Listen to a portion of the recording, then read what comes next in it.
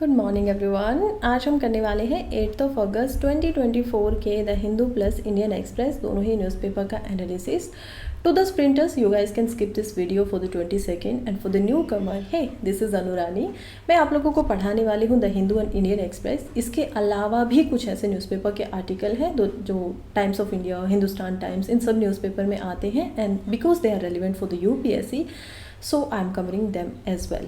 Now अब हम video की ही बात कर रहे हैं तो मैं आपको वीडियो का थोड़ा स्ट्रक्चर भी समझाने वाली हूँ। आप पहली बार मुझे देख रहे हैं, पहली बार मेरे सामने आए हैं इस चैनल के ऊपर, तो आपको पता होना चाहिए कि आगे वीडियो में हम पढ़ने क्या वाले हैं। देखिए, मैंने आप लोगों की सुविधा के लिए इस पूरी की पूरी न्यूज़पेपर की जो वीडियो है इसको 5 भागों में बांटा हुआ है। I have divided it into 5 parts. Now the first part is about a special newspaper article which is very important, हम उसको देखेंगे। सेकेंड पार्ट में we will practice a prelims question, हम उसको प्रैक्टिस करते हुए चलेंगे, 1 question every day. Now the third part is reserve for the article which are very important for the prelims, ठीक है, हम उनको पढ़ेंगे। फोर्थ पार्ट में हम लोग मेन स्पेसिफिक न्यूज़ को देखेंगे and the last part which is for mapping the news, the locations which came in the news and important for the mapping and important for the UPSC as well, हम उसको करते हुए आगे बढ़ेंगे।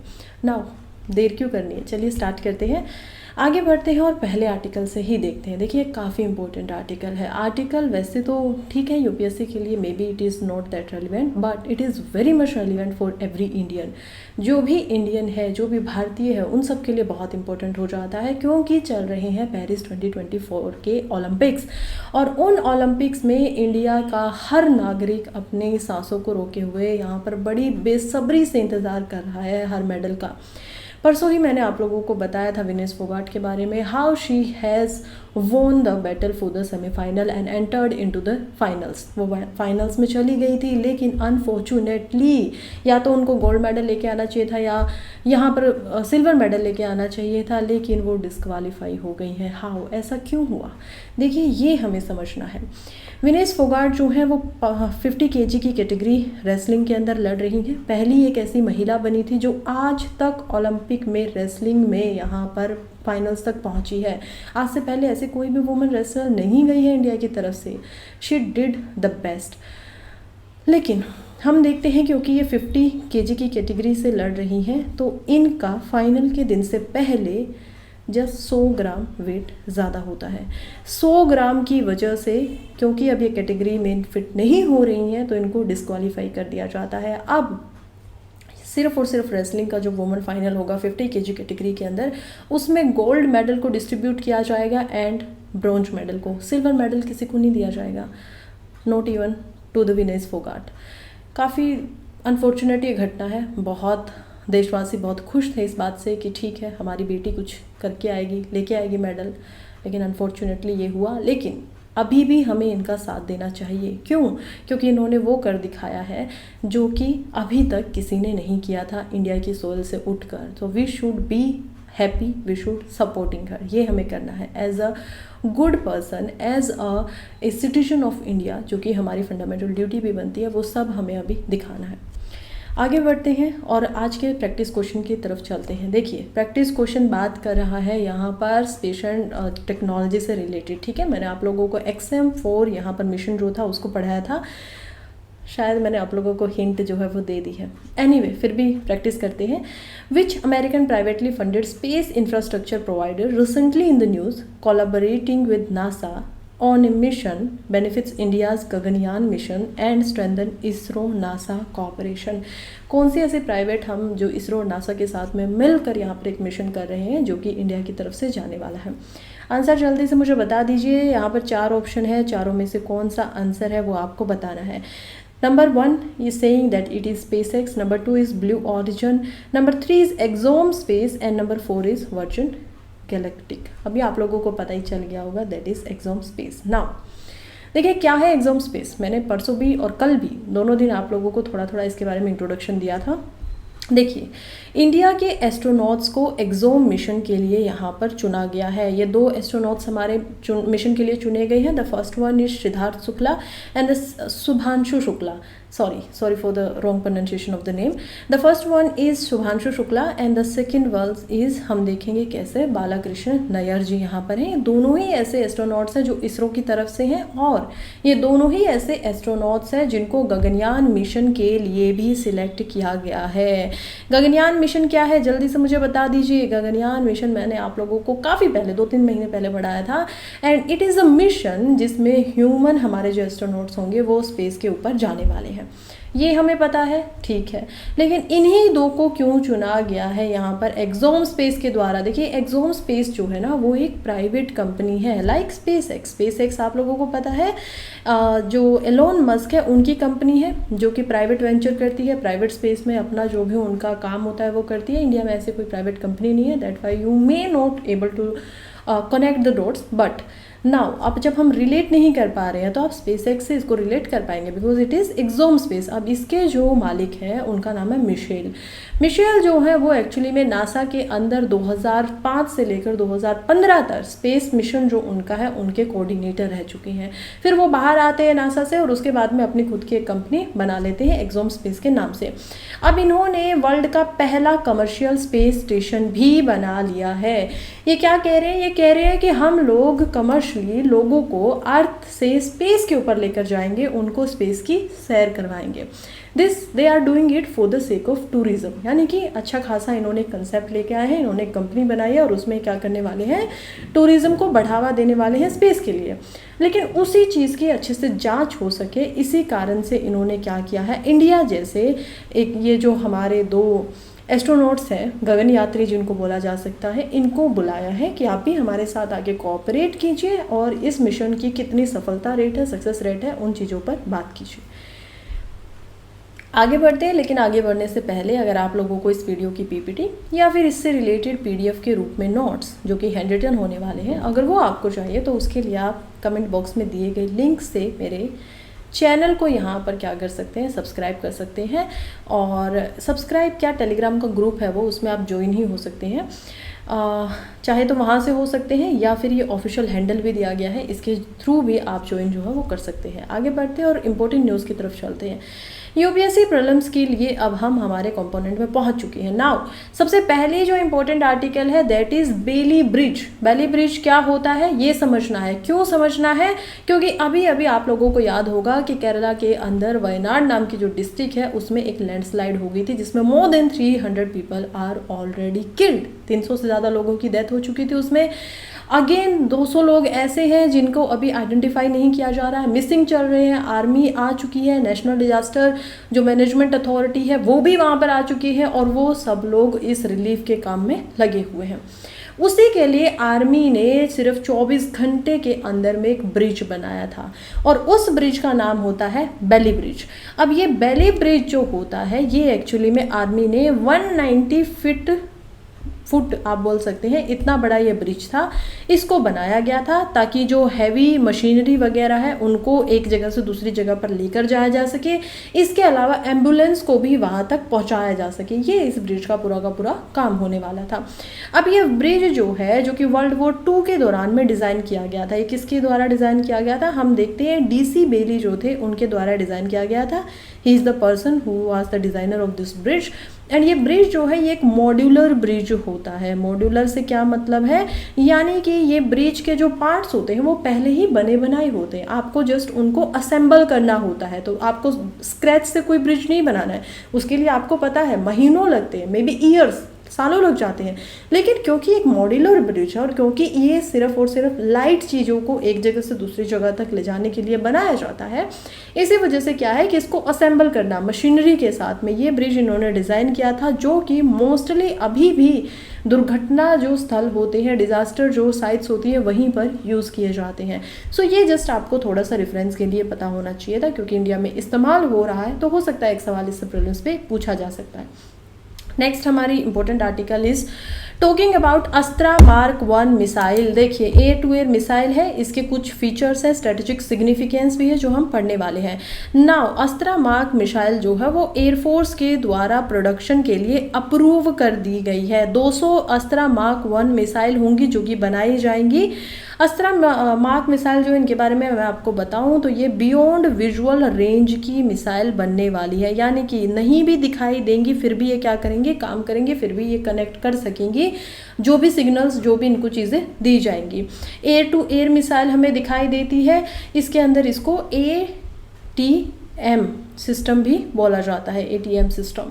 Now talking about it, अस्त्रा जो MK1 weapon system है ये actually में काम करने वाला है Su-30 MK के साथ में मिलकर, जो कि एक एयरक्राफ्ट है प्लस जो लाइट कॉम्बैक्ट एयरक्राफ्ट होते हैं उनके साथ में भी ये मिलकर काम यहाँ पर करने वाली है। इसको बनाया गया है DRDO के द्वारा, defence research and development organisation जो है वो इसका पूरा का पूरा काम कर रही है। इसके अलावा हम देखेंगे कि इसको जो पूरा का पूरा मैन्युफैक्चर्ड किया जा रहा है, यानी कि अप्रूव भी किया जा रहा है और इसके लिए जो पेमेंट है वो भी कर रही है DRDO, जो कि डिपार्टमेंट ऑफ यहाँ पर डिफेंस के अंदर में आता है, जिसको through the ministry of home affairs जो भी फंडिंग होती है बजट के जरिए वो दिया जाता है।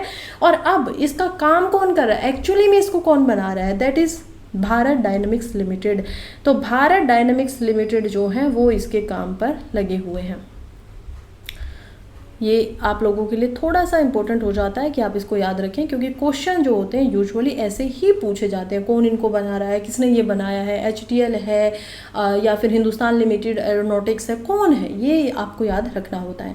नेक्स्ट आर्टिकल बात करते हैं मुद्रा लोन्स के बारे में। मुद्रा लोन्स अगेन प्रीलिम्स के लिए इंपॉर्टेंट हो जाता है। देखिए फाइनेंस मिनिस्टर जो हैं उन्होंने अभी नॉन परफॉर्मिंग एसेट्स को यहाँ पर एसोसिएट किया था मुद्रा लोन्स के द्वारा के साथ में, कि मुद्रा लोन्स में क्योंकि बहुत सारे NPAs बन रहे हैं तो हमें उस पर ध्यान रखना है। वो थोड़े से इंक्रीज भी हुए, 4.7% पे हो गए हैं, लेकिन मुद्रा लोन्स है क्या, इकोनॉमी के पोर्शन में ये इंपॉर्टेंट हो जाता है। एक स्कीम है और क्योंकि गवर्नमेंट की तरफ से जो स्कीम्स होती हैं वो प्रीलिम्स में ज़्यादा पूछी जाती है, तो उसी पे हमें ध्यान देना है। देखिए मुद्रा लोन का मतलब होता है, ये एक एक्रोनियम है, इसकी पूरी की पूरी फुल फॉर्म होती है, जो कि M से बनता है माइक्रो, U से बनता है हमें यूनिट्स, अब इसके अलावा D से बनता है डेवलपमेंट, R से बनता है रिफाइनेंस, A से बनता है एजेंसी, यानी कि जो छोटी छोटी यूनिट्स है। देखिए इसमें मुद्रा लोन जो दिया जाता है वो नॉन कॉर्पोरेट, यहाँ पर जो छोटे छोटे काम करने वाले लोग होते हैं उनको दिया जाता है, यानी कि कोई बहुत बड़ी इंडस्ट्री नहीं है, आप बिल्कुल स्टार्ट ही कर रहे हो। इसमें 3 तरीके के लोन होते हैं। पहला होता है शिशु लोन, जो कि लगभग जो काम है स्टार्टअप है वो 50,000 तक का दिया जाता है फर्स्ट टाइम एंटरप्रेन्योर्स को, कि ठीक है आप पहली बार यहाँ पर आकर अपना कोई काम है, बिजनेस जो है वो स्टार्ट कर रहे हैं। Next one is known as Kishore, जो कि 50,000 से लेकर 5 लाख तक का होता है, जो कि एंटरप्रेन्योर्स को जिनका खुद का बिजनेस अभी पहले से ही है उनको दिया जाता है। नंबर 3 इज तरुण लोन्स, जो कि 5 लाख से 10 लाख के बीच में होते हैं और ये बिजनेसमैन जो कि बिजनेस को अपने को बढ़ाना चाह रहे हैं उनको दिया जाता है। तो आप समझ रहे हो कि 5 से आखिरी जो इसकी हद है वो 10 लाख तक की ही होती है, स्टार्टिंग 5 लाख से होती है। सो जो माइक्रो बिल्कुल छोटे यहाँ पर बिजनेस हैं उनके लिए ही इसको दिया जाता है। तो मुद्रा लोन्स को अब आप याद रखेंगे। नेक्स्ट इंपॉर्टेंट आर्टिकल फिर से था हमारा फ्रंट रनिंग के बारे में। देखिए सेबी के द्वारा अभी एक नए तरीके से यहाँ पर हम देखते हैं कैसे एक चेतावनी आई थी फ्रंट रनर्स के लिए, जो बड़े बड़े ब्रोकर हाउस थे।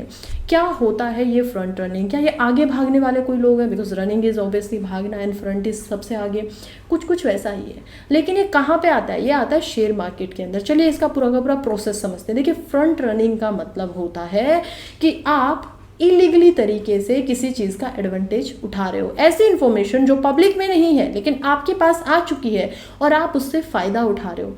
सवाल उठता है कि आप पब्लिक में नहीं है कोई इन्फॉर्मेशन, तो ये जो फ्रंट रनर है इनके पास कैसे पहुंच जाती है, ये मैं आप लोगों को बताना चाहती हूँ। देखिए जब हम बात करते हैं फ्रंट रनिंग की तो यहाँ पर बात हो रही होती है ब्रोकर हाउसेस की। ऐसे ब्रोकर हाउस जिनसे जो शेयर होते हैं वो खरीदने पड़ते हैं, राइट, दे आर द इंटरमीडिएरीज, वो बीच के होते हैं। अब कोई उनको कॉल करता है, फॉर एग्जांपल मैं हूँ और मैं बहुत सारे शेयर्स को खरीदना चाहती हूँ स्पेसिफिक कंपनी के, लगभग मुझे 1 लाख शेयर्स चाहिए जिनकी वैल्यू 1 पर शेयर ऑलमोस्ट 100 रुपीज़ है, ठीक है, काफ़ी बड़ा ये ऑर्डर हो जाता है। बल्क में मैं कोई शेयर खरीद रहा हूँ, मैंने किसी ब्रोकर जो हाउस है, for example Angel One is there, growth नाम से, ग्रो नाम से, फिर और भी बहुत सारे हैं ना ऐसे ब्रोकर हाउसेज होते हैं, तो उनको मैंने कॉल किया या फिर वैसे ही मैंने ऑर्डर लगाया कि मुझे ये जो शेयर्स हैं इतने में चाहिए, जैसे कि ये क्या करें, कॉल करें, इनसाइडर इनके पास में इन्फॉर्मेशन हो रही है। अब इन ब्रोकर हाउस को क्योंकि पता है कि जब कोई बल्क में शेयर्स को खरीदेगा तो इससे क्या होगा, मार्केट में फ्लक्चुएशन आएगा। मार्केट में फ्लक्चुएशन क्या आएगा, जब आपने काफ़ी सारे शेयर्स को खरीद लिया है तो कंपनी के पास में पैसा गया तो उसकी जो रेट होगा शेयर का वो भी इंक्रीज हो जाएगा, because now demand and supply का खेल होगा, राइट। कि किसी के पास में शेयर्स पहले ही है, कोई वो बेचना नहीं चाह रहे हैं लेकिन उसको खरीदने के लिए लोग हैं, क्योंकि उसकी जो कंपनी है उसकी एक्चुअली में मार्केट जो हो रही है, रेपुटेशन जो हो रही है वो ठीक हो रही है। अब ये क्या करते हैं क्योंकि इनको पता है कि मुझे यहाँ पर 1 लाख शेयर चाहिए या फिर 10 लाख शेयर चाहिए, तो ये क्या करेंगे, मेरा ऑर्डर लगाने से पहले अपने हिस्से से कुछ उसी कंपनी के शेयर्स को खरीद लेंगे जो कि अभी चीप में थी, जो कि उनके जो पैसे थे, उनका जो रेट था वो थोड़ा कम था, सपोज 100 रुपये था, ठीक है। मैंने जब इस ऑर्डर को खरीदा, इन्होंने पहले 100 रुपये में अपने खुद के 50,000 शेयर्स को खरीद लिया। अब बाद में इन्होंने मेरे शेयर्स को खरीदा, या 50 नहीं तो 5,000 शेयर्स मान लीजिए कि ब्रोकर हाउस ने ले लिया। अब जैसे ही मैंने बल्क में उनको खरीदा, उसके 1-2 दिन के बाद में मार्केट में फ्लक्चुएशंस आती हैं और मार्केट में उसी शेयर का प्राइस 125 रुपये हो गया। अब ये ब्रोकर हाउस क्या करेंगे कि इन्होंने 100 रुपये में जिसको खरीदा था अब ये उसको 125 में बेच देंगे। अब ये क्या है, कहीं ना कहीं ये वो अनफेयर ट्रीटमेंट कर रहे हैं जो रिटेलर दूसरे यहाँ पर आकर शेयर मार्केट में हैं। तो क्योंकि अनफेयर हो जाता है, इसी वजह से सेबी इनको कंट्रोल करने में और इनको चेतावनी देने में लगा हुआ है। एनीवे, आई होप आपको अच्छे से अब ये जो फ्रंट रनिंग होती है वो कंसेप्ट समझ में आ गया होगा। एग्जाम्पल मुझे देना पड़ा, थोड़ा लेंदी हो गया, लेकिन अभी आगे बढ़ते हैं। नेक्स्ट हमारे प्रीलिम स्पेसिफिक एक न्यूज़ थी जो कि बात कर रही है वर्ल्ड क्राफ्ट सिटी के बारे में। देखिए, मैंने ऑलरेडी इसके बारे में आप लोगों को पढ़ाया था। ये वर्ल्ड क्राफ्ट सिटी की जो काउंसिल होती है उसका लोगो होता है। फिलहाल इसके बारे में क्या जानना है, देखिए वर्ल्ड क्राफ्ट सिटी जो है ना, उसने श्रीनगर को वर्ल्ड क्राफ्ट सिटी का ओहदा दे दिया है। इसके अलावा भी इंडिया में हम देखते हैं कि यहाँ पर 3 और सिटीज़ हैं जिनको ये ओहदा या ये डिजिग्नेशन मिला हुआ है। कौन कौन सी वो सिटीज़ हैं, देखिए चलिए स्टार्टिंग से समझते हैं हम। यहाँ पर पहली जो सिटी हमें दिखाई देती है दैट इज़ मैसूर। मैसूर को भी ये जो डिजिग्नेशन है वो मिला हुआ है। नंबर 2 जिसको हम देख पाएंगे वो है ममल्लापुरम। ये सब की सब किस में है, क्राफ्ट के अंदर आती हैं। क्राफ्ट यानी कि जो कि आप हैंडमेड कुछ चीज़ों को बना रहे हो। नंबर 3 हम देखें तो नंबर 3 पे हम देख पाते हैं जयपुर को, pink city of India. And number 4 is Srinagar. तो क्राफ्ट में सारी चीज़ें आ जाती हैं। इसमें हम यहाँ पर देख पाएंगे अलग अलग चीज़ों को बनाया गया है। इसमें शॉल्स भी आ जाते हैं, इसके अंदर पोइट्री भी आ जाती है, ये सारी चीज़ें क्राफ्ट में आ जाती हैं। अब ये डिजिग्नेशन दे कौन रहा है, that is the important question. ये जो डिजिग्नेशन दी जाती है ये दी जाती है वर्ल्ड क्राफ्ट काउंसिल के द्वारा। वर्ल्ड क्राफ्ट काउंसिल क्या है, ज़रा इसके बारे में जानना प्रीलिम्स के लिए इम्पोर्टेंट हो जाता है। वर्ल्ड क्राफ्ट काउंसिल की अगर मैं बात करूँ तो ये 2014 के अंदर लॉन्च होता है, 2014 में ये आती है। और ये एक ऐसी संस्था है जो कि यूनाइटेड नेशन के अंदर बनती है, वर्ल्ड क्राफ्ट काउंसिल इंटरनेशनल। ये एक डायनेमिक पूरा का पूरा नेटवर्क बना रहा है बहुत सारी सिटीज़ का वर्ल्ड वाइड। अभी हम देखते हैं कि ऑलमोस्ट 60 ऐसी सिटीज़ हैं जिनको वर्ल्ड क्राफ्ट जो सिटी है उसकी डेजिग्नेशन मिल चुकी है। आपको नाम याद रखने हैं क्योंकि ऐसे सवाल प्रॉब्लम्स में पूछे जाते हैं। नेक्स्ट हमारा जो आर्टिकल है it is about Sidhu Murmu. ये बिल्कुल वही सरनेम है जो हमारी प्रेसिडेंट ऑफ इंडिया का सरनेम है, मुर्मू, जो कि संथाल ग्रुप से आता है। यहाँ पर आज हम पढ़ने वाले हैं सिद्धू मुर्मू के बारे में। देखिए, इनको अभी रिसेंटली इंडियन गवर्नमेंट के द्वारा क्या दिया गया है, सम्मान दिया गया है। किस वजह से सम्मान मिला है, because he was a proponent, जो कि संथाल ग्रुप के अंदर जिन्होंने जो संथाल रेवोल्यूशन हुआ था, जो संथालों की लड़ाई हुई थी, क्रांति हुई थी, उसमें उसको लीडर की तरह यहाँ पर सामने आकर हेल्ड किया था। नाउ अकेले सिद्धू मुर्मू यहाँ पर नहीं थे, इनके ब्रदर भी थे जो कि कानू मुर्मू थे, चांद और भैरव, ये चारों के चारों जो कजन थे साथ में आए थे और इन्होंने इस पूरे के पूरे मूवमेंट को यहाँ पर लेड किया था। इनके साथ में इनकी 2 सिस्टर भी थी, एक थी फूलो और दूसरी यहाँ पर थी झानो। ये सिस्टर भी थी और इसी कोच की वजह से इन सभी की डेथ हो गई थी। और ये अंग्रेजों के खिलाफ में हम देखते हैं 1855 से 1856 तक संथाल रेवोल्यूशन में पूरा बढ़ चढ़कर भाग ले रहे थे। मॉडर्न हिस्ट्री की वजह से ये इंपॉर्टेंट जो है वो हो जाता है। अब संथाल रिवोल्ट की अगर बात करें, रिवोल्यूशन शायद मैंने गलत शब्द इस्तेमाल किया, रिवोल्ट होना चाहिए, क्रांति। देखिए, अगर मैं संथाल रिवोल्ट की आपको बताऊं तो 1855 से 1856 में ये हुआ था और ये माना जाता है कि ये फर्स्ट पीजेंट यहाँ पर रिवोल्ट देखने को मिला था। पीजेंट कौन होते हैं? जो यहाँ पर कृषि करते थे। लेकिन ये जो कृषि करते थे, देखिए इनका हिस्ट्री भी जो है ना वो काफ़ी ज़्यादा यहाँ पर चौंकाने वाली है, क्योंकि संथाल जो होते थे उनके लिए उनका एक अलग से रीजन दिया गया था। इन्होंने जंगलों को साफ़ किया, इन्होंने जंगलों को साफ़ करने के बाद में एक बाउंड्री बनाई जो कि इन लोगों को बाद में एज अ ज़मीन की तरह, लैंड की तरह दे दी गई। जब इनसे कुछ समय के बाद में वही लैंड वापस से छीना जाने लगा जमींदारों की वजह से, या फिर और जो आने वाले ब्रिटिश ने जिनको परमिशन दी थी उनकी वजह से, तो इनको गुस्सा आया। अब ये उस ज़मीन को देना नहीं चाहते थे। क्यों देंगे? सारी मेहनत इन्होंने की है उस ज़मीन को पाने के लिए। तब इन्होंने इस रिवोल्ट को लड़ा था अंग्रेज़ों के खिलाफ में। रिवोल्ट जो था वो एक्चुअली में दिक्कूस की वजह से था। दिक्कूस किनको बोला जाता था? संताली के द्वारा दिक्कू जो टर्म होती थी वो दी जाती थी आउटसाइडर्स को, जिसमें ब्रिटिशर्स भी आते थे, जिसमें मनी लेंडर्स भी आते थे। अब ये किस वजह से हो रहा था? क्योंकि यहाँ पर 1876 के अंदर में हम देखते हैं कि कैसे यहाँ पर संथाला प्रंगनास टेनेंसी एक्ट जो था वो पास किया गया था, जो कि ट्रांसफ़र कर रहा था संताल्स के लैंड को दूसरी जगह तक। चलिए नेक्स्ट हमारा आर्टिकल फिर से प्रीलिम्स के लिए ही है। आर्टिकल जो है ये बात कर रहा है येन कैरी ट्रेड के बारे में। येन कैरी ट्रेड क्या है? देखिए मैंने कल आप लोगों को समझाया कि कैसे जो शेयर मार्केट है इंडिया में और वर्ल्ड वाइड वो थोड़ा सा डाउन आई, लेकिन सबसे ज़्यादा जो डाउन देखने को मिली वो देखने को मिली जापान की। अब जापान की जो करेंसी है वो होती है येन। येन जो है वो इतनी ज़्यादा डाउन क्यों गई थी, उसी के पीछे का ये कारण बता रहा है। इकोनॉमिक टर्म से हम इसको देख पाते हैं कि why it is important for us. Yen जो करेंसी है, वैसे तो जापान जो है वो इंडिया से 125 से 126 गुना ज़्यादा महंगा है, लेकिन स्टिल जब हम डॉलर की बात करते हैं तो इंडिया की जो रुपी है उसमें डॉलर ऑलमोस्ट 84.06 जो होता है उसमें आप एक डॉलर को खरीद सकते हैं, लेकिन येन में ये लगभग 144 येन में आपको खरीदा जाएगा। यानी कि इंडिया की करेंसी ज़्यादा मजबूत है एज़ कम्पेयर टू जापान। यही बात यहाँ से समझ में आ रही है। तो जो इतना डेवलप्ड हम बोलते हैं जापान को, उसको ऐसा क्या हो गया? उसके पीछे क्या है कि उनकी करेंसी इतनी वीक हो जा रही है जब हम कंपेयर करते हैं उसको डॉलर से? देखिए इसके पीछे का कारण है येन कैरी ट्रेड। अब ये क्या है, चलिए समझते हैं। जापान एक ऐसी कंट्री है जिसके अंदर जो इंटरेस्ट लोन होता है, इंटरेस्ट जो होता है सेंट्रल बैंक, यानी जैसे हमारा आरबीआई है वैसे ही वहाँ पर जापान का सेंट्रल बैंक है।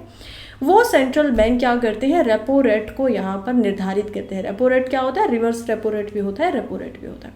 रेपो रेट जो इंडिया में होता है वो अभी फिलहाल चल रहा है 6.5%। यानी कि अगर आरबीआई से कोई पैसा लेने बैंक आ रहा है तो उसको 6.5% आरबीआई यानी कि सेंट्रल बैंक को देना पड़ेगा after uses of the money. यहाँ पर ऐसा नहीं है। जापान में जो रेपो रेट होते हैं या फिर जो इंटरेस्ट लोन का रेट होता है वो 0.1% तक का होता है। कभी कभी तो ये माइनस में ही चला जाता है। लाइक रिसेंटली इससे पहले ये क्या था? -0.1% था। यानी कि आपको देने की ज़रूरत ही नहीं है। आपने 100 रुपये अगर लिए हैं तो आप 99.9 रुपये हमें वापस कर दीजिएगा, दैट्स इट। देखा है आपने कभी ऐसा? सुना है कभी ऐसा? जब ऐसी घटनाएं होंगी किसी कंट्री के अंदर, वो क्योंकि इकोनॉमिक एक्टिविटीज़ को बढ़ाना चाहते हैं, उनके भी बहुत सारे रीज़न है इसके पीछे, आई एम प्रीटी श्योर। लेकिन जब ऐसा होगा तो इंटरनेशनल ग्लोबल जो इन्वेस्टर्स हैं उनको बड़ा एक मौका हाथ लग जाता है। क्या है वो मौका? वो मौका ये होता है कि वो जापान से पैसे को लेंगे लोन के ऊपर, उधार के ऊपर, क्योंकि इस पर कोई ज़्यादा पेमेंट उनको देना नहीं है। और वो ऐसी कंट्रीज़ जो ज़्यादा इंटरेस्ट वापस देती हैं, जिनकी शेयर मार्केट में इंटरेस्ट वापस मिलता है, उन कंट्री में जाके उसको इन्वेस्ट कर देंगी। For example Brazil, for example India. India के अंदर से भी जो ये इतना बड़ा हमें उछाल देखने को मिला था शेयर मार्केट में, वो क्यों मिला था? क्योंकि फॉरेन जो इन्वेस्टमेंट थी वो बाहर निकल गई थी। बाहर क्यों निकली थी? क्योंकि बहुत सारे और भी रीज़न से हमने वो भी देखा। लेकिन येन ट्रेड की वजह से भी आजकल क्या हो रहा है कि जैसे ही जापान ने अपने इंटरेस्ट को 0.35% से बढ़ा दिया, माइनस में ये था 0.35% इसको बढ़ा दिया, तो सडनली हम देखते हैं कि ये जो ग्लोबल इन्वेस्टर थे इन्होंने अपना पैसा अलग अलग कंट्री से बाहर खींच लिया। अब ये बहुत आप लोगों को लग रहा होगा कि तो बहुत छोटी रकम है ना, 0.35%, इतना कहाँ होता है एज़ कम्पेयर टू 6.5% जो कि इंडिया में लिया जा रहा है। इससे तो कमा भी सकते थे, लेकिन ग्लोबल जो इन्वेस्टर होते हैं उनको रिस्क फ्री रहना ही पसंद होता है, उनको बिल्कुल पसंद नहीं। हाँ, जापान की मार्केट में it is a huge thing, sensation ये बन गया था कि इतना जो है वो इंटरेस्ट लोन कर दिया गया है। तो अब अगर आपको अच्छा सस्ता लोन चाहिए तो आप जापान में जाकर वहाँ की सिटीजनशिप लेकर वहाँ पर रह सकते हैं। Anyway, this was yen carry trade, जिसकी वजह से, क्योंकि बार बार जापान से जो होता है वो वापस उनको पैसा मिल जाता है और उनसे पैसा इस तरीके से उधार लिया जाता है, इसी वजह से, और क्योंकि उनका इंटरेस्ट रेट भी बहुत कम है, ये सारे कारण है कि जापान की जो करेंसी है वो यहाँ पर अगर हम रिलेटिवली कंपेयर करें इंडिया और यूएसए डॉलर से तो वो थोड़ी डाउन होती है। अब हम आते हैं मेन से रिलेटेड न्यूज़ की तरफ में, जो कि है bill seek to expand NDAM role fail to strengthen its status. देखिए, हम देखते हैं कि कैसे हमारी जो पार्लियामेंट है उसमें एक नए बिल को इंट्रोड्यूस किया जा रहा है। क्या नाम है बिल का नाम है नेशनल डिजास्टर मैनेजमेंट अथॉरिटी से रिलेटेड बिल। नाउ, क्या इससे पहले हमारे पास नेशनल डिजास्टर जो मैनेजमेंट है उसके लिए कोई भी बिल नहीं था? बिल्कुल था, इससे पहले भी बिल था, लेकिन उसमें बिल्कुल भी क्राइटेरिया साफ साफ ये नहीं बताता है कि किस चीज़ को यहाँ पर नेशनल डिजास्टर बोला जाएगा, किसको नेशनल डिजास्टर नहीं बोला जाएगा। That is a problem. कुछ और भी समस्याएं हैं, लेकिन गवर्नमेंट के द्वारा फिलहाल इस बिल को रखा गया है। जब हम देखते हैं काफ़ी सारे जो अभी घटनाएं हो चुकी हैं ऑलरेडी डिजास्टर से रिलेटेड, दिल्ली में फ्लड का एग्जांपल ले लीजिए, उत्तराखंड के अंदर cloud burst and landslide, now again यही समस्या हमें केरला में देखने को मिली, क्लाउड बर्स्ट, लैंडस्लाइड। पिछली बार हमने सिक्किम के अंदर तीस्ता रिवर के ऊपर डैम को टूटते हुए देखा था because of the glacier outburst. ये सब क्या है, नेचुरल डिजास्टर की कैटेगरी में तो इनको आना चाहिए, लेकिन किस चीज़ को नेचुरल डिजास्टर कैटेगरी में रखें इसकी कोई clear definition national disaster management rule of 2005 के अंदर नहीं दिया गया है। उसी में बदलाव करने के लिए इस नए बिल को टेबल किया गया है पार्लियामेंट के अंदर। अब कोई भी बिल होगा वो एक्ट कैसे बनता है, मेरी आदत है आप लोगों को बिल्कुल बेसिक समझाने की, तो चलिए 10 सेकंड यहाँ पर भी लगा देते हैं। देखिए, अगर एक बिल को प्रस्तुत किया जाता है, दोनों में से किसी एक हाउस में किया जाएगा, या लोकसभा या राज्यसभा। एग्जाम्पल के लिए हम लेते हैं लोकसभा में, क्योंकि इसको लोकसभा में इंट्रोड्यूस किया गया है। इसके ऊपर होंगी वोटिंग में हम देखेंगे जो भी, क्योंकि ये एक नॉर्मल ऑर्डिनरी बिल है तो इस पर सिंपल मेजोरिटी देखने को मिलेगी। सिंपल मेजोरिटी से अगर इसको पास कर दिया जाता है तो यही बिल वापस जाएगा राज्यसभा में। राज्यसभा में भी अगर इसको पास कर दिया जाता है तो इसी बिल को भेजा जाएगा प्रेसिडेंट ऑफ इंडिया के पास में। जब प्रेसिडेंट ऑफ इंडिया इसको अपना एसेंट दे देंगे तब ये बिल एक्ट बनेगा और तब इसके अंदर दिए गए जितने भी डेफिनेशन, जितने भी बातें हैं वो सब लागू हो पाएंगी। ये होता है पूरा प्रोसेस। अब हम आते हैं वापस बिल के ऊपर। बिल क्या बातें कर रहा है, चलिए देखते हैं। देखिए, इसके अंदर कुछ अमेंडमेंट्स को प्रपोज किया गया है। क्या क्या अमेंडमेंट्स है, क्या क्या संशोधन है, उसको हम अब देखने वाले हैं। सबसे पहले तो इसमें एक अर्बन डिजास्टर मैनेजमेंट अथॉरिटी बनाने की बात की गई है। कह रही है कि वैसे तो जो डिजास्टर मैनेजमेंट होती है नेशनल लेवल पे, अब मुझे आपको दो चीज़ समझानी पड़ेगी। पहली होती है एक नेशनल डिजास्टर मैनेजमेंट अथॉरिटी, यानी कि जो कि नेशनल लेवल के ऊपर है।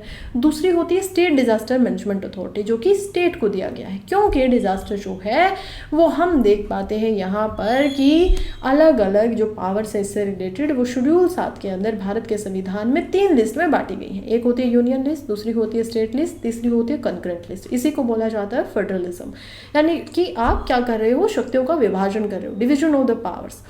अब क्योंकि स्टेट के पास में भी पावर है कि वो अपनी जो उनका डिजास्टर प्रोन एरियाज होगा उनके ऊपर क्या करे, अपनी खुद की स्टेट डिजास्टर मैनेजमेंट अथॉरिटी बनाए। तो हर स्टेट अपनी खुद की एक स्टेट डिजास्टर मैनेजमेंट अथॉरिटी बनाता है, ऐसे एक नेशनल लेवल पर भी बनाई जा चुकी है। लेकिन प्रॉब्लम ये है कि जब ये एक्ट आता है 2005 में हम देखते हैं एनडीएमए एक्ट आ चुका था। इसके अंदर ये बिल्कुल भी नहीं लिखा गया है कि आपको नेशनल डिजास्टर मैनेजमेंट अथॉरिटी के कंपोनेंट्स के साथ में ही चलना है, यानी कि बराबरी बनाकर रखनी है। इस वजह से क्या है, कुछ स्टेट्स तो ऐसी होती हैं जिनमें बहुत अच्छे तरीके से जो जो गाइडलाइंस दी गई हैं उनको फॉलो किया गया है, लेकिन क्योंकि ये मैंडेटरी नहीं है इसी वजह से कुछ स्टेट्स में इतना ज़्यादा फोकस इस चीज़ के ऊपर किया ही नहीं गया है। इसी वजह से जैसे ही वहाँ पर दुर्घटनाएं होती है वहाँ पर रिस्पॉन्स टीम का जो रिस्पॉन्स होना चाहिए वो नहीं निकल पाता है। सेकेंड प्रॉब्लम, डिज़ास्टर मैनेजमेंट जो ऑफिसर्स हैं हम देखते हैं कि उनको कहाँ पर रखा गया है, डिस्ट्रिक्ट लेवल पे रखा गया है कि आप हर एक डिस्ट्रिक्ट में एक डिज़ास्टर मैनेजमेंट जो अथॉरिटी होंगी, ऑफिसर होगा, वो रहेगा।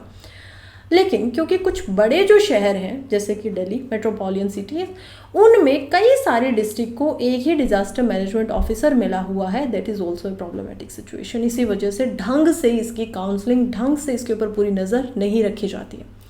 तीसरी प्रॉब्लम ये है कि नेशनल डिज़ास्टर मैनेजमेंट अथॉरिटी के जो हेड होते हैं, हेड यानी कि चेयरमैन की मैं यहाँ पर बात कर रही हूँ, chairman of it is prime minister. क्योंकि प्राइम मिनिस्टर इनको हेड कर रहे हैं तो आप सीधी सी बात मानकर चलिए कि वो क्या करेंगे, ज़्यादा बिजी रहेंगे, इतना ज़्यादा फोकस नहीं कर पाएंगे, ओबियसली उनके पास में और भी बहुत सारे काम। तो जो डे टू डे यहाँ पर एडमिनिस्ट्रेशन अफेयर्स को संभालेंगे वो संभालते हैं वाइस प्रेसिडेंट या फिर वाइस चेयरमैन। लेकिन पिछले 10 सालों से नेशनल डिज़ास्टर मैनेजमेंट अथॉरिटी के कोई भी वाइस चेयरमैन नहीं है। आई डोंट नो गवर्नमेंट को इस पर क्या प्रॉब्लम है कि लोकसभा में भी कोई वाइस चेयरमैन नहीं बन रहा है, कोई वाइस स्पीकर नहीं बन रहा है। Same is happening in the Rajya Sabha as well, same हम देख पाते हैं, बहुत सारी चीज़ों में ऐसी प्रॉब्लम है। लेकिन अभी क्या बोला जा रहा है कि यहाँ पर जो भी काम होगा, अभी प्रपोज किया गया है, 3 प्रॉब्लम्स हमने देखी, तीनों में यहाँ पर अमेंडमेंट प्रपोज किए गए। पहली प्रॉब्लम कहती है कि मैंडेटरी होगा मानना हर एक स्टेट की डिज़ास्टर मैनेजमेंट अथॉरिटी को जो भी guidelines national disaster management authority के द्वारा दी जाएगी, यानी कि बिल्कुल सेम टू सेम बार के ऊपर बराबर के लेवल को आपको SDMA बनाना पड़ेगा जैसा NDMA होता है। सेकेंड प्रॉब्लम, हर डिस्ट्रिक्ट को अपना खुद का एक ऑफिसर मिलेगा। थर्ड प्रॉब्लम, वाइस चेयरमैन की यहाँ पर बात हो रही है कि जिसको भी ये ड्यूटी यहाँ पर दी जाएगी, क्योंकि ये एक पूरी की पूरी वो है, इसमें स्टेट के भी रिप्रेजेंटेटिव जो होते हैं वो आते हैं और chairman as a prime minister होते हैं। तो वो कहते हैं कि जिसको भी ये ड्यूटी दी जाएगी वो डे टू डे एडमिनिस्ट्रेशन को संभालेंगे। It is not mandatory that कि only vice president can do it. ठीक है, तो ये इसमें बताया गया है। आई होप आपको अच्छे से समझ में आया होगा। कल को इसमें कुछ संशोधन होता है, ये पास होता है, फिर हम इस पर दोबारा चर्चा करेंगे। अभी के लिए इतना बहुत था। आगे बढ़ते हैं और देखते हैं इकोनॉमिक्स के लिए GS पेपर 3 में हमारे पास आ गया है एक और आर्टिकल। बात कर रहा है GST on health insurance. Health insurance के ऊपर GST लग रही है और थोड़ी नहीं 18%।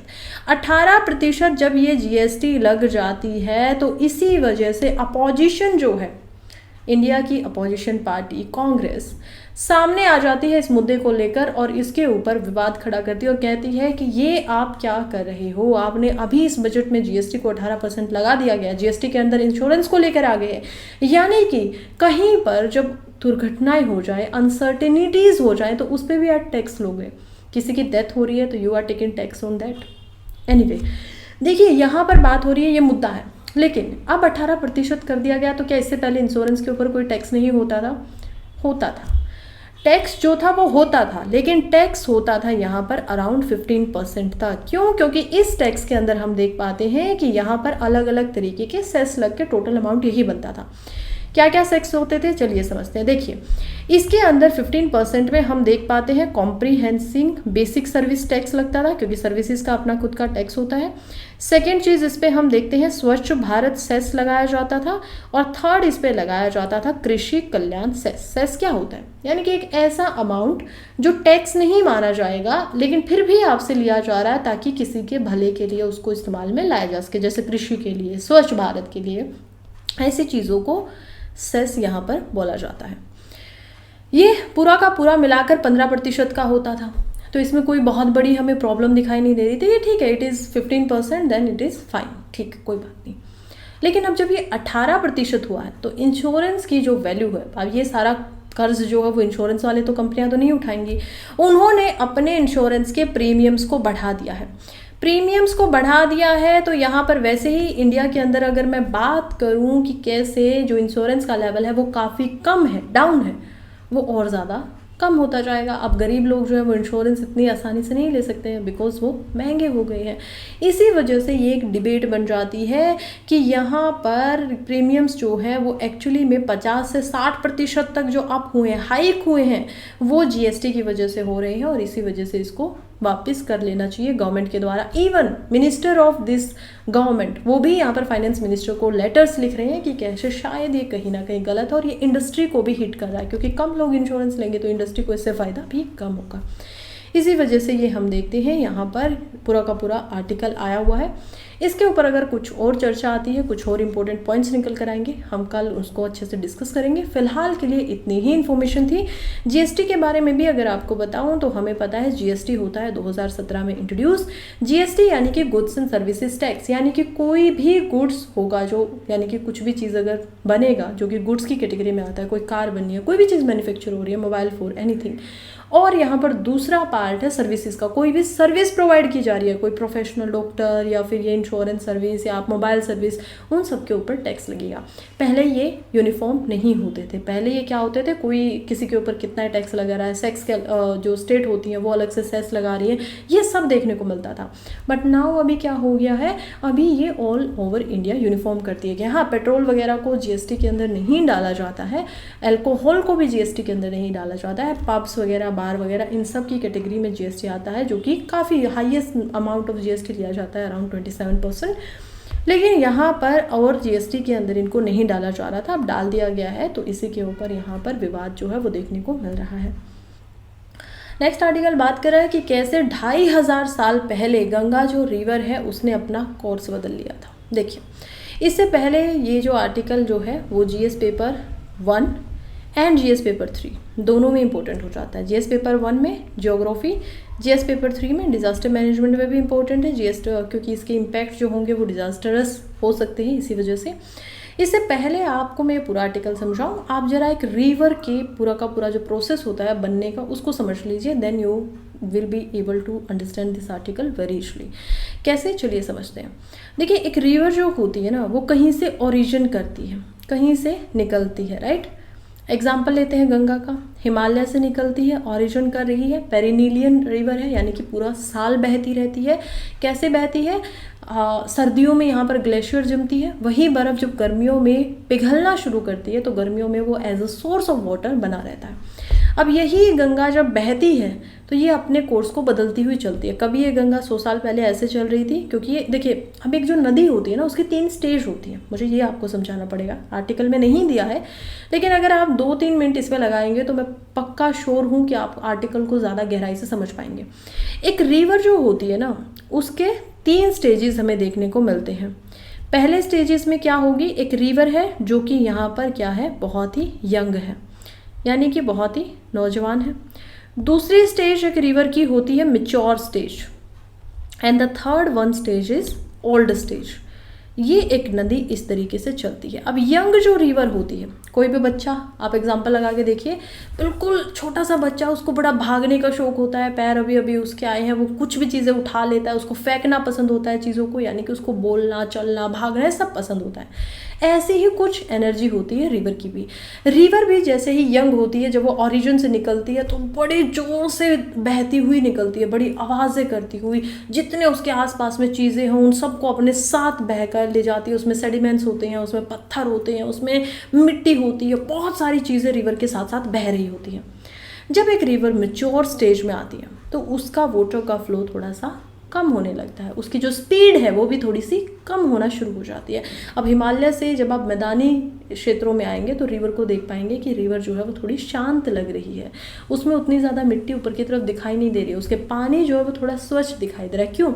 क्योंकि अब जैसे ही इनकी जो स्पीड है वो थोड़ी स्लो हुई, अब इन्होंने सेडिमेंटेशन जो इनके साथ बह रहा था उसको थोड़ा कम उखाड़ना शुरू कर दिया, और जो इसके साथ में बह रहा था उसको बहते हुए आगे बढ़ रही है।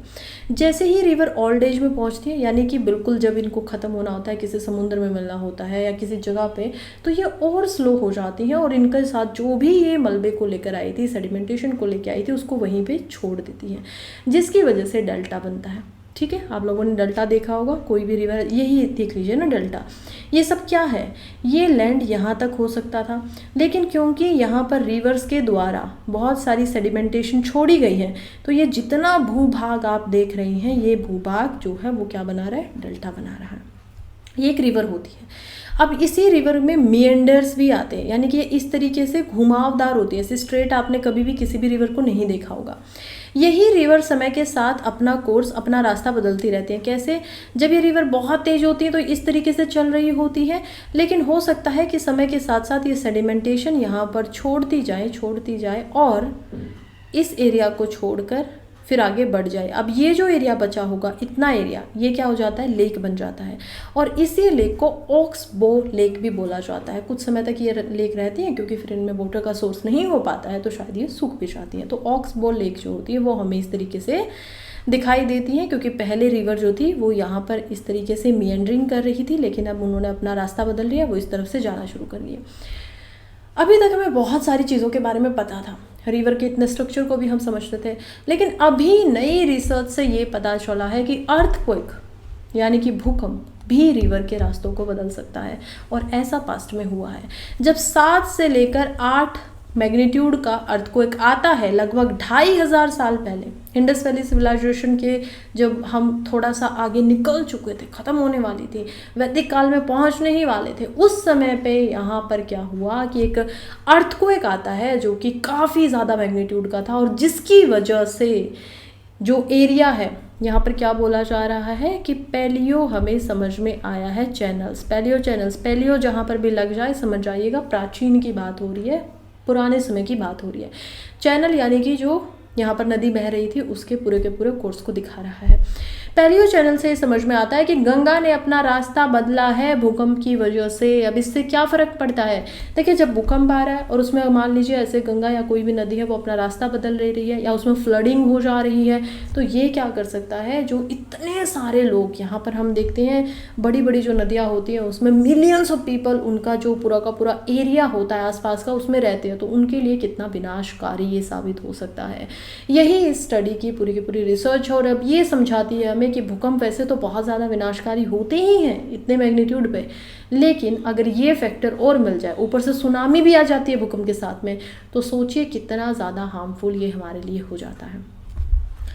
नेक्स्ट आर्टिकल की तरफ बढ़ते हैं, जो कि बात कर रहा है डॉलर 30 ट्रिलियन इकोनॉमी के पॉइंट के बारे में। देखिए, इंडिया जो है बड़े ज़ोरों शोरों से आगे बढ़ रहा है।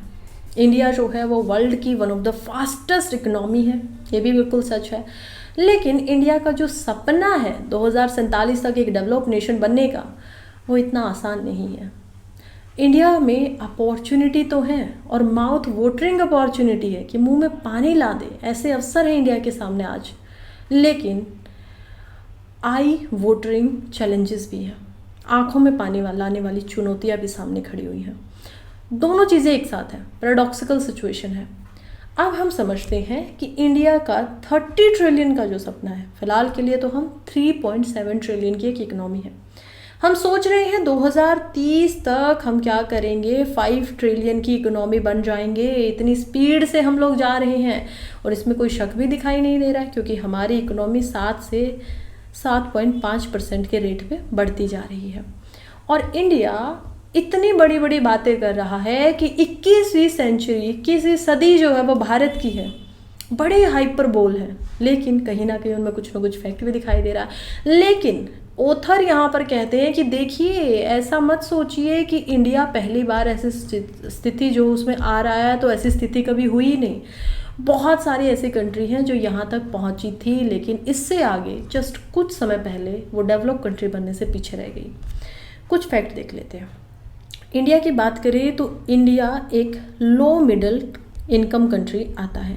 इससे पहले जो मिडिल इनकम कंट्री होती थी वो भी क्या हुई हैं, वो भी यहाँ तक आई हैं, और फिर अपना जो डेवलप कंट्री का पूरा टारगेट था उसको पूरा नहीं कर पाई हैं। इसके पीछे कुछ कारण रहे, और कुछ कंट्री जो डेवलप कंट्रीज़ की कैटेगरी में आ चुकी हैं, for example south Korea, Japan, China, जो कि पहुंचने ही वाला है, इन कंट्रियों ने ऐसा क्या किया था जिस पे इंडिया को इनसे सीख लेके आगे बढ़ना चाहिए। तो आपसे भी पूछा जा सकता है, यू आर फ्यूचर ब्यूरोक्रेट्स, और आप ही लोगों का काम होने वाला है कि क्या करना है, पूरे के पूरे देश को आगे बढ़ाना है। पहले भी इस देश पे ब्यूरोक्रेट्स ने ही पूरा का पूरा जोर लगाकर यहाँ तक पहुँचाया, और आगे भी ब्यूरोक्रेट्स का ही जो एक साइलेंट हीरो जिनको बोला जाता है वो भूमिका हमेशा रहने वाली है। ये अनडिनाइनेबल हमें फैक्ट दिखाई देता है।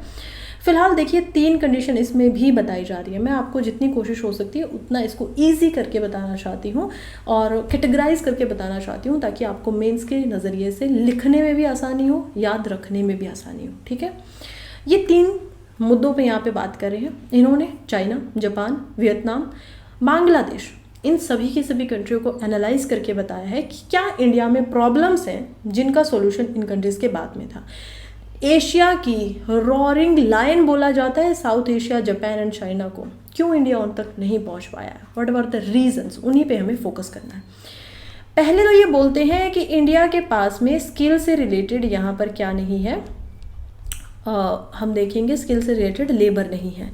अब स्किल से रिलेटेड लेबर नहीं है, हाई टेक कंट्रीज़ जो है यूएसए, ईयू, ब्रिटेन, ऑब्वियसली हम इनके साथ में स्किल के मामले में तो लड़ाई नहीं कर सकते, लेकिन जो अदर कंट्रीज़ ने किया, चाइना ने, वियतनाम में, उन्होंने क्या किया, उन्होंने जिस कंट्री में उनके पास स्किल नहीं थी तो उस सेक्टर में वो लोग घुसे जिसमें स्किल की ज़्यादा ज़रूरत थी ही नहीं।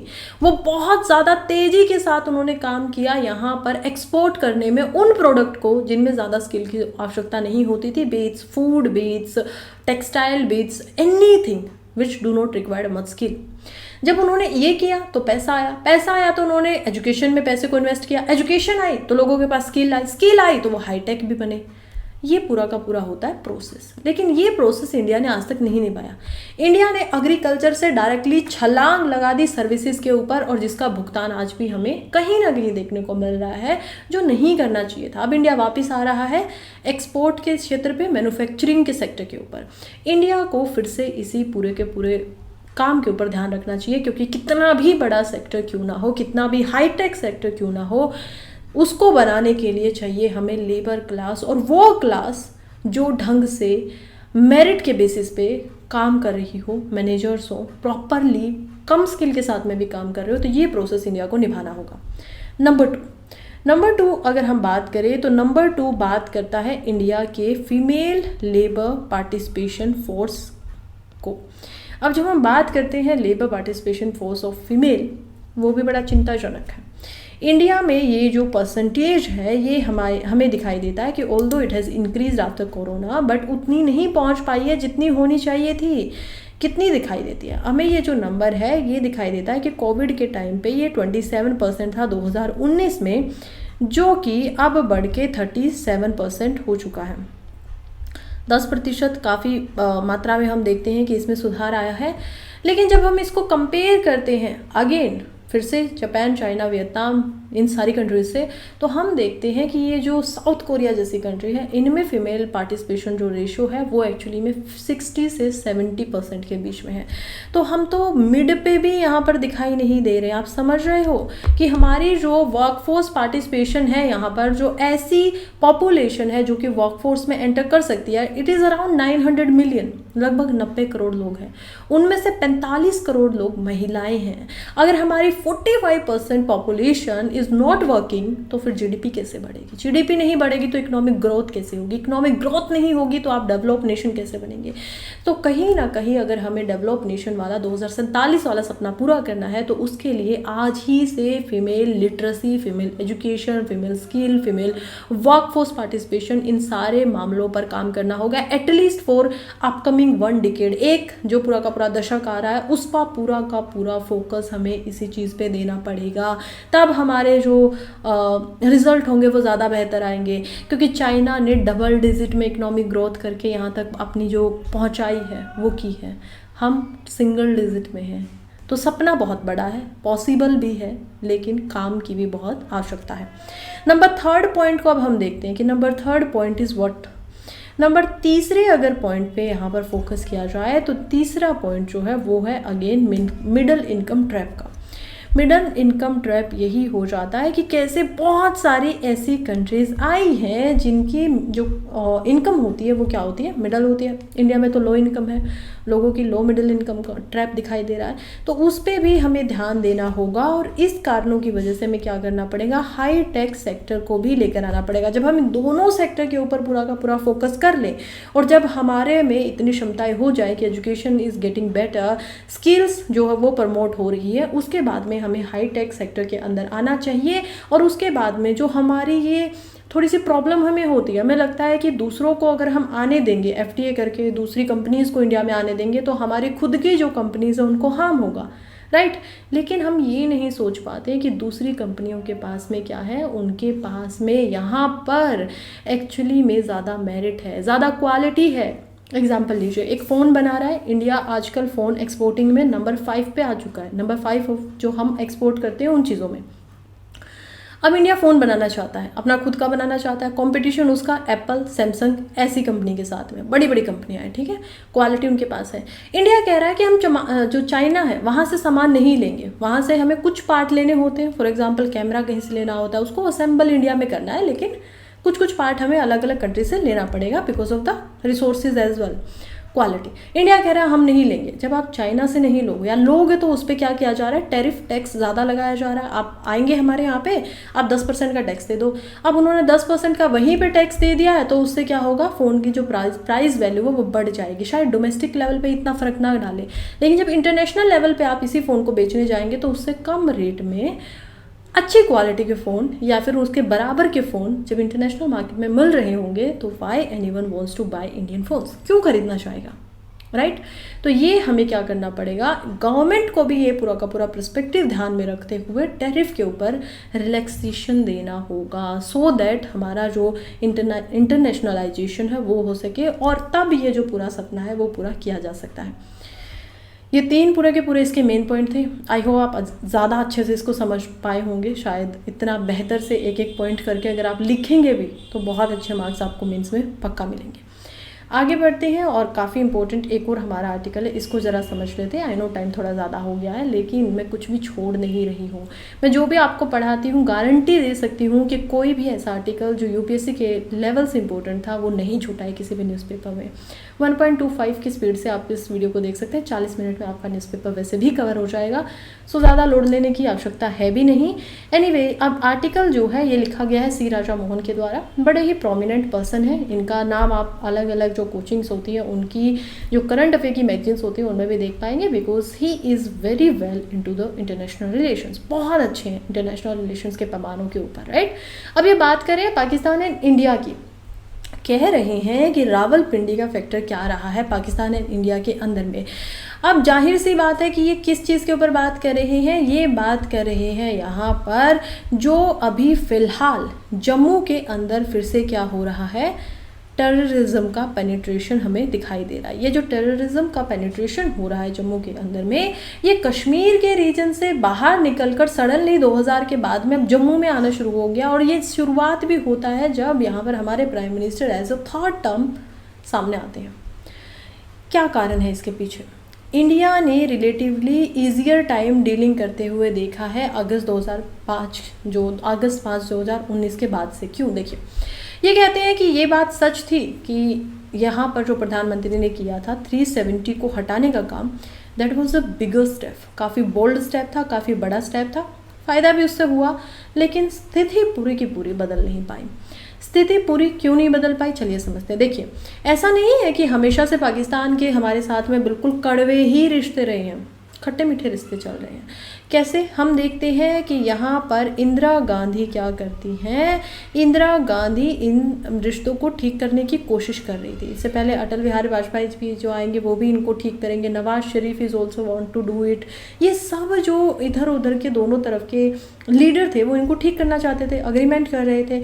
लेकिन जैसे कि परवेज मुशर्रफ जो है पाकिस्तान के यहाँ पर प्राइम मिनिस्टर होते थे और हमारे प्राइम मिनिस्टर उस टाइम पे कौन थे, मनमोहन सिंह, ये भी दोनों आपस में आकर पूरा का पूरा ये जो रिश्ते हैं इनको पीस लाना चाहते थे। लेकिन जैसे ही टर्म ऑफ गवर्नमेंट चेंज होती है, खासकर इन द पाकिस्तान, तब क्या होता है, सडनली ये जो पूरे एग्रीमेंट है इनको डिनाई कर दिया जाता है, कहा जाता है कि नहीं।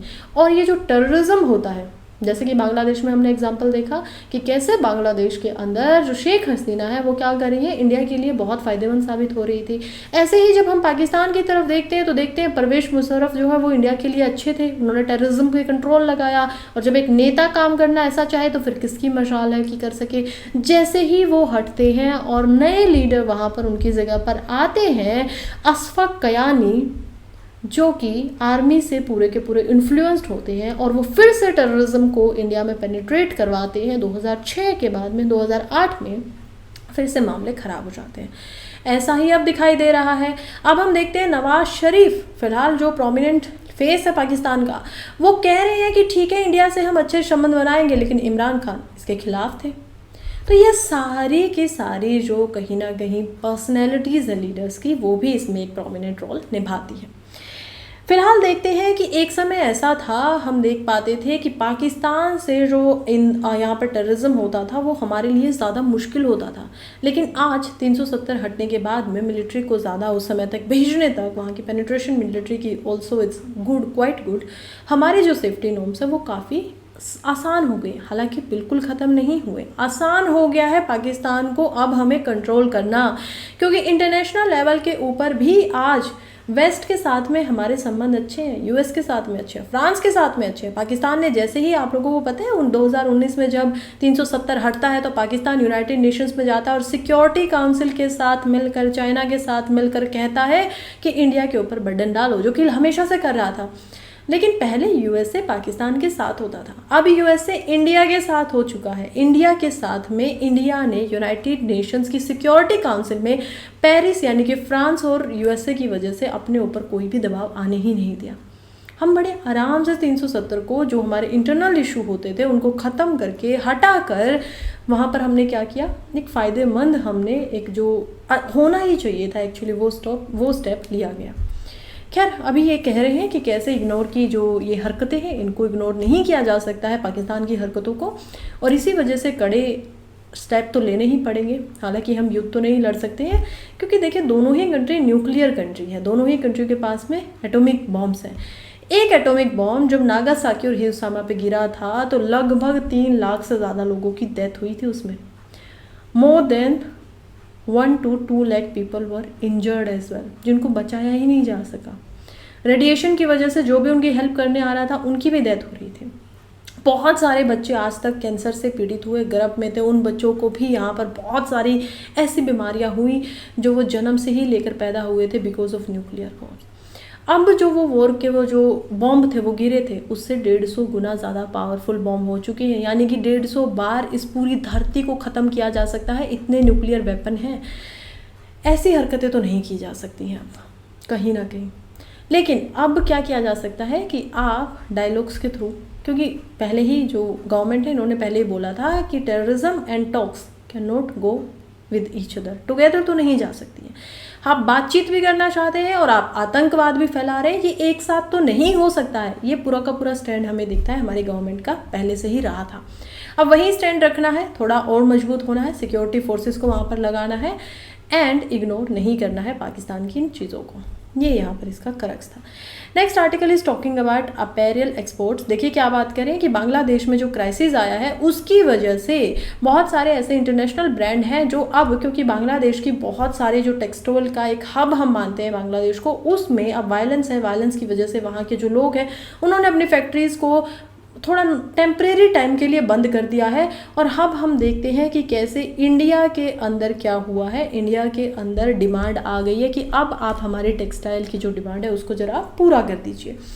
इंडिया में ये जो फैसला दिखाई दे रहा है ये हमें समझ में आता है garment manufacturing and exporter association के द्वारा, जो कि ये पूरी की पूरी न्यूज़ हमें दे रहे हैं। Although they are also regretting, they कह रहे हैं कि हमारा इतना प्यारा पड़ोसी देश है, हमें इस बात में बहुत खुशी नहीं है बताते हुए कि ऐसा कुछ हो रहा है, या हम कोई फ़ायदा नहीं उठाना चाहते हैं स्थिति का, लेकिन दिस इज़ सिचुएशन जिसमें इंडिया का फ़ायदा हो तो सकता ही है।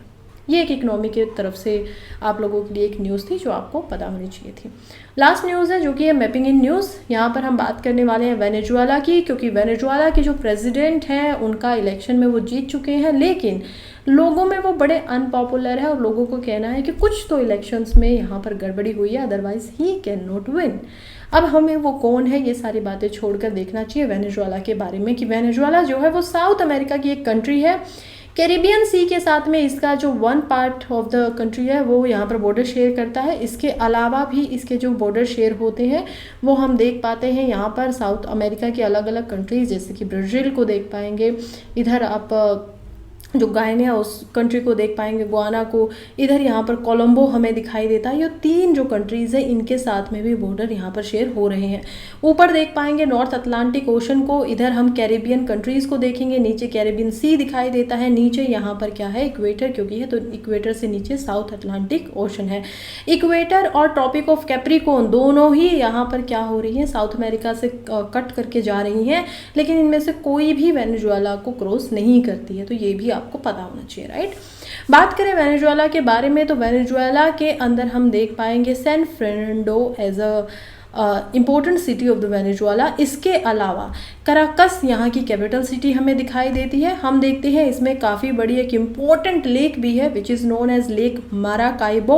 इसके अलावा एंडीज माउंटेन वेनेजुएला जो है उसके अंदर देखने को मिलते हैं। सो ये भी इसको इम्पोर्टेंट बना देते हैं। एंजल फॉल्स, पहले भी मैं आपको जब पढ़ाया था वेनेजुएला तो बता रही थी एंजल फॉल्स क्या है, वर्ल्ड का लार्जेस्ट यहाँ पर हमें फॉल्स दिखाई देता है जो कि कंटिन्यूसली पानी को लेकर गिरता है। बहुत ऊंचाई थे, अप्रोक्सीमेटली 8,000 जो मीटर है उससे ऊपर की ऊंचाई से ये नीचे गिरता है, इसी वजह से बहुत खूबसूरत भी होता है। तो वही एंजल फॉल्स जो है वो हमें यहाँ पर दिखाई देता है। इधर यहाँ पर गुआना हाईलैंड्स भी दिखाई देते हैं, अमेज़न के जंगल भी इसके वेनेजुएला के अंदर आते हैं। इसके अलावा हम देख पाएंगे कुछ इंपॉर्टेंट रिवर को, जो कि कावरा रिवर यहाँ पर है, कोसिक्वायरा रिवर दिखाई देती है, अपूरे रिवर है यहाँ पर, और लेक गुरी जो है वो भी हमें यहीं पर दिखाई देती है। आई गेस इतनी ही मैपिंग से रिलेटेड बातें थी। इसके अलावा आप इसके फ्लैग को भी देख पाएंगे, this is the flag of Venezuela, ये इनका यहाँ पर मार्क भी होता है।